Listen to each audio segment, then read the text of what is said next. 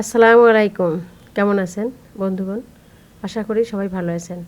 চলে আসলাম আপনাদের জন্য নতুন আরেকটি রেসিপি নিয়ে।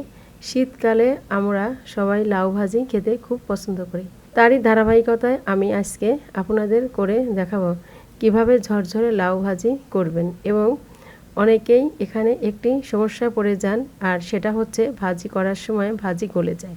আজকের রেসিপিতে ভাজি ঝরঝরে হবে এবং তার সাথে ভাজি গলবেও না। তো চলুন আজকের রেসিপির ভিডিওটি শুরু করা যাক। ভিডিওটি শুরু করার আগে এখনো যদি ভিডিওতে একটি লাইক দিয়ে না থাকেন, এক্ষুনি লাইক দিয়ে দিন এবং চ্যানেলটিকে সাবস্ক্রাইব করে দিন। আপনাদের এই একটি লাইক সাবস্ক্রাইব আমাকে পরবর্তী রান্নার রেসিপির ভিডিও করতে খুবই উৎসাহ প্রদান করে। প্রথমে আমি লাউ ভালো করে ধুয়ে নিয়েছি, এরপর চিকন করে কুচি কুচি করে এভাবে কেটে নিয়েছি। এভাবে কুচি কুচি করে কাটার পর আর পানি দিয়ে ধোয়া যাবে না। এখন আমি এখানে সামান্য লবণ দিয়ে দিচ্ছি। হাত দিয়ে ভালোভাবে এভাবে মাখিয়ে নিব এবং 5 মিনিট মাখানো অবস্থায় রেখে দিব। এর ফলে লাউয়ের থেকে পানি বের হয়ে যাবে। এই দেখুন 5 মিনিট পর লাউ থেকে পুরো পানি ছেড়ে দিয়েছে। এখন এখান থেকে লাউগুলো হাত দিয়ে চিপে আরেকটি বাটিতে রেখে দিচ্ছি। এখন চলুন মূল রান্নায় যাওয়া যাক। প্রথমে চুলায় একটি কড়াই বসিয়ে সেখানে পরিমাণ মতো সরিষার তেল দিয়ে দিলাম।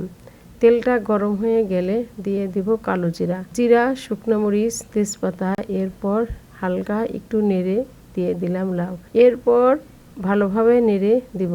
এখন যেহেতু আমি লাউ চুলায় দেওয়ার আগে লবণ দিয়েছিলাম, তাই এক্ষেত্রে খুবই সামান্য লবণ দিয়ে দিলাম। এরপর মরিচ দিয়ে দিলাম। এখানে ঝালের পরিমাণের উপর মরিচ দিতে হবে। এরপর আরও দিয়ে দিলাম পেঁয়াজ কুচি। এবার আবারও ভালোভাবে নেড়ে নিব। চুলার জালটা এই সময় অবশ্যই ফুল হিটে দিয়ে রাখতে হবে। লাউয়ের যে পানি আছে তা খুব দ্রুত শুকিয়ে যায়। দিয়ে দিলাম আরও হলুদের গুঁড়া। মনে রাখবেন লাউ ভাজিতে খুবই সামান্য হলুদ ব্যবহার করতে হয়, তাহলে কালার সুন্দর থাকে। আমার লাউ ভাজি রান্না করার প্রায় শেষ। এই দেখুন আমার ভাজিটা কি সুন্দর ঝরঝর হয়েছে এবং গলেও যায়নি। হলুদ কম দেওয়াতে দেখুন লাউ ভাজির কালারটা ঠিক লাউয়ের কালারটি আছে।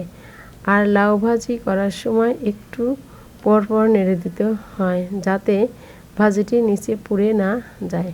আমার লাউ ভাজি করা শেষ। এবার পরিবেশনের পালা। অবশেষে হয়েই গেল আমার লাউ ভাজি করা।